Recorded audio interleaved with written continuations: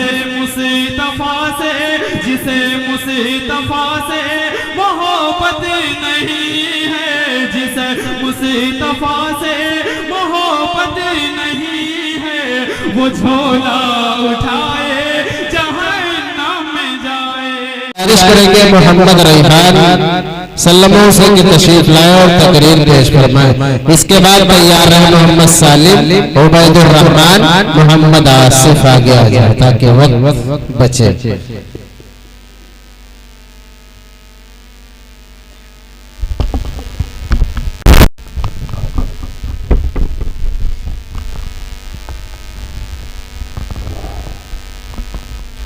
السلام علیکم ورحمۃ اللہ وبرکاتہ۔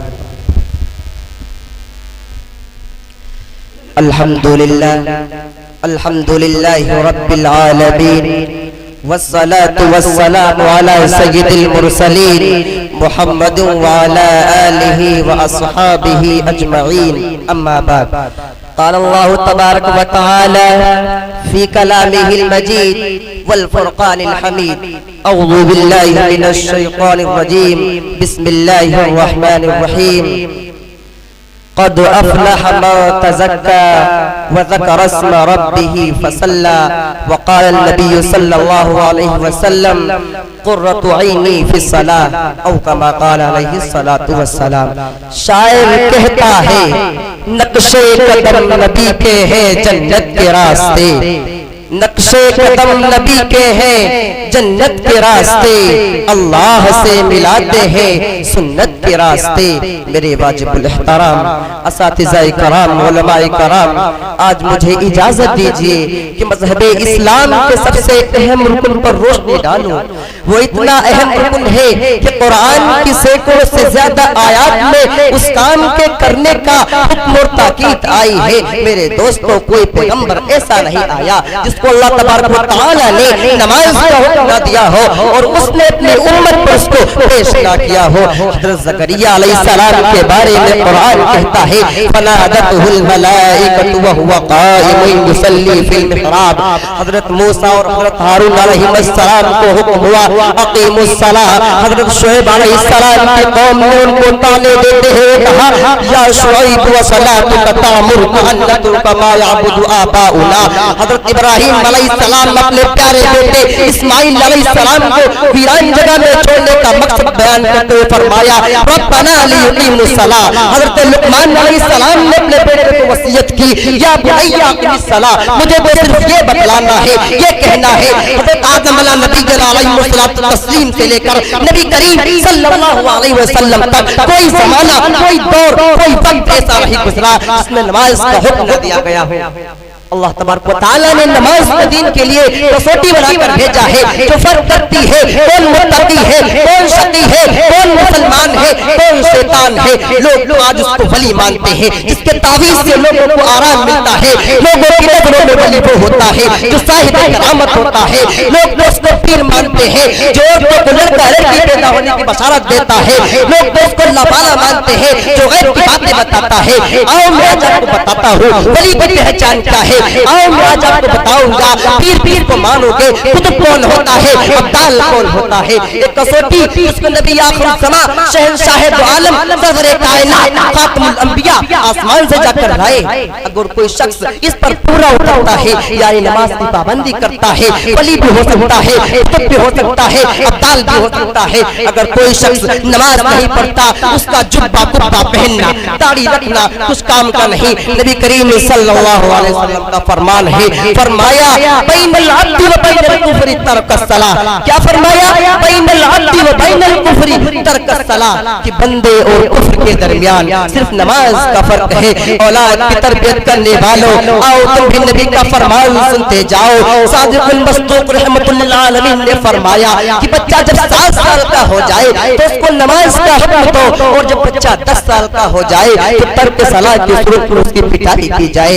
امام سلیمان سلیمان خطابی جو اپنے وقت کے جلیل القدر عالم ہے فرماتے ہیں کہ حدیث اس بات پر دلالت کرتی ہے اگر بچہ اس حال میں بالغ ہو گیا کہ نماز نہیں پڑھتا اس سے خطرناک نتائج برآمد ہوں گے. آج کے دور میں پہلے تو بچے کو پیار پیار میں بگاڑ دیتے ہیں پھر شکوے شکایت کرتے پھرتے ہیں. نمازی بنو اور اپنے متعلقین کو نماز کی طرف بلاؤ. نماز چھوڑنا بہت بڑا گناہ ہے.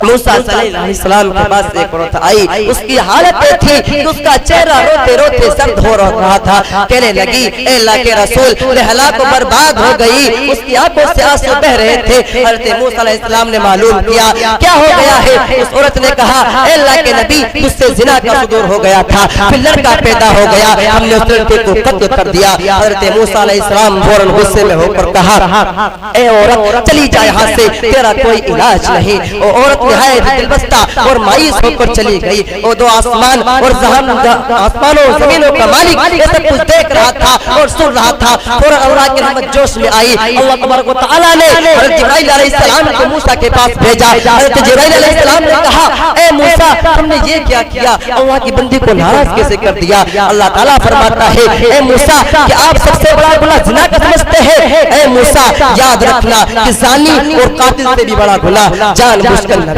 نماز کا ترک کر دینا ہے. ایک حدیث میں نبی کریم صلی اللہ علیہ وسلم نے فرمایا قرۃ عینی فی الصلاۃ, نماز میرے آنکھوں کی ٹھنڈک ہے. جب کوئی نبی کا امتی نماز میں کھڑا ہوتا ہے نبی کی آنکھوں کو ٹھنڈک پہنچاتا ہے. اب میں اسی بات پر تقریر کو ختم کرتا ہوں شعر کے ساتھ کہ محمد سے وفا تو نے تو ہم تیرے ہیں, کہ محمد سے وفا تو نے تو ہم تیرے ہیں. اے جہاں کیا چیز لوح و قلم تیرے ہیں وما علینا الا البلاغ. السلام.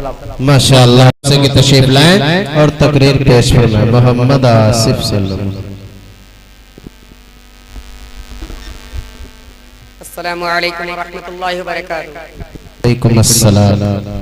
الحمدللہ رب العالمین والصلاة والسلام علی سید المرسلین وعلى آلہ واصحابہ اجمعین. فقد قال اللہ تبارک وتعالی فی القرآن المجید والفرقان الحمید. فاعوذ باللہ من الشیطان الرجیم. بسم اللہ الرحمن الرحیم.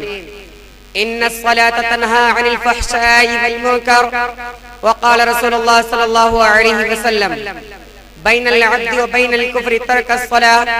صدق اللہ المولان العظیم وصدق علی رسولہ النبی الکریم.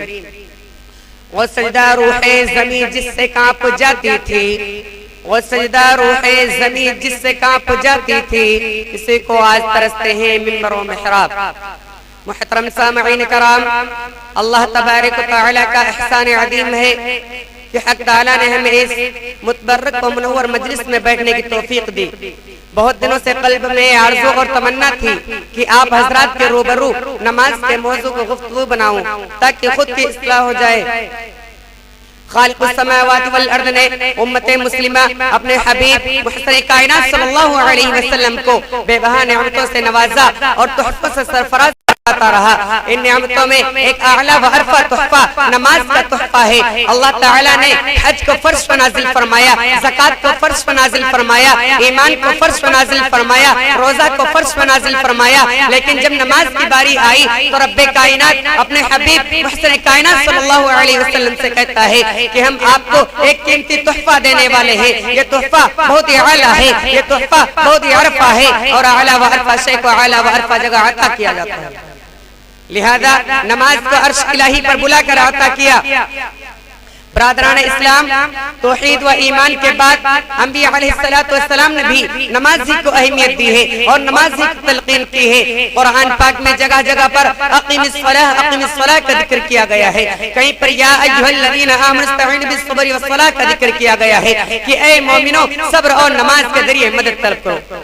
جب صحابہ کرام رضوان اللہ تعالی مجمعین کو حضور پاک صلی اللہ علیہ وسلم نے نماز کی بشارت دی تو تمام صحابہ کرام جھوم اٹھے اور کہنے لگے سبحان اللہ سبحان اللہ. اب تو ہم نمازوں کے ذریعے ہر مشکل حاصل کرنے کے, اب تو ہمیں خدا سے مانگنے کا وسیلہ اور واسطہ مل گیا ہے. اب تو ہم 5 وقت کی نماز پڑھیں گے اور 50 نمازوں کا ثواب ملے گا. نماز جنت حاصل کرنے کا ذریعہ ہے، نماز رضا الہی حاصل کرنے کا وسیلہ ہے، نماز رسول سے محبت حاصل کرنے کا واسطہ ہے۔ حضرات گرامی، کوئی متقی نماز کے بغیر متقی نہیں ہو سکتا، کوئی ولی نماز کے بغیر ولی نہیں ہو سکتا، کوئی کتب نماز کے بغیر کتب نہیں ہو سکتا۔ حضور پاک صلی اللہ علیہ وسلم نے بھی نماز ادا کی، تابعین نے بھی نماز ادا کی، تبع تابعین نے بھی نماز ادا کی، ائمہ مجتہدین نے بھی نماز ادا کی۔ کوئی بتا دو کہ کسی نبی نے نماز نہ ادا کی ہو اور نبی بن گیا ہو، کوئی ولی نماز کے بغیر ولی بن گیا ہو، کوئی کتب نماز کے بغیر کتب بن گیا ہو، کوئی ابدال نماز کے بغیر ابدال بن گیا ہو، کوئی امام نماز کے بغیر امام بن گیا ہو۔ آپ بتا ہی نہیں سکتے، اس لیے کہ یہ عمل محبوب عمل ہے۔ نماز سے قلوب کو نورانیت ملتی ہے، نماز سے ایمان و عقائد کو قوت ملتی ہے، نماز زندگی کو آفتاب سے زیادہ روشن کر دیتی ہے، نماز اس وقت کا کام کرتی ہے جہاں پر چاروں سمت سے اندھیرا ہی اندھیرا ہو، یعنی قبر میں۔ نماز مصائب و پریشانی کو ٹال دیتی ہے، نماز سے انسان افضل و عرفہ ہوتا ہے، کیوں نہ ہو نماز ایک ایسا تحفہ ہے جس سے شیطان کا مکالہ ہو جاتا ہے۔ نمازی سے فیصلہ ہوتا ہے کہ کون متقی، کون شقی، کون انسان، کون شیطان، کون مسلم، کون غیر مسلم۔ ہمیں اتحاد اور اتفاق نمازی سے ظاہر ہوتا ہے۔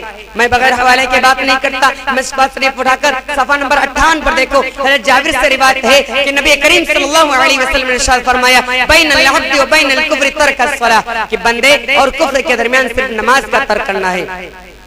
مشکوہ شریف کے اسی صفحے پر ایک اور حدیث ہے جس کے راوی حضرت بریدہ رضی اللہ تعالی عنہ نے فرمایا کہ نبی کریم صلی اللہ علیہ وسلم نے ارشاد فرمایا العہد بیننا و بینہم الصلاۃ فما ترکها فقد کفر، کہ ہمارے اور منافقین کے مابین جو عہد ہے وہ صرف نماز ہے، جس نے نماز کو ترک کیا گویا کہ اس نے کفر کیا۔ اب میں اسی بات کو اپنی تقریر کو ختم کرتا ہوں شعر کے ساتھ کہ پڑھ نماز پنجگانہ نہ کر کوئی بہانہ، کہ پڑھ نماز پنجگانہ نہ کر کوئی بہانہ، اسی میں ہے تیری جنت ورنہ دوزخ ہے تیرا ٹھکانہ۔ بہت ماشاءاللہ۔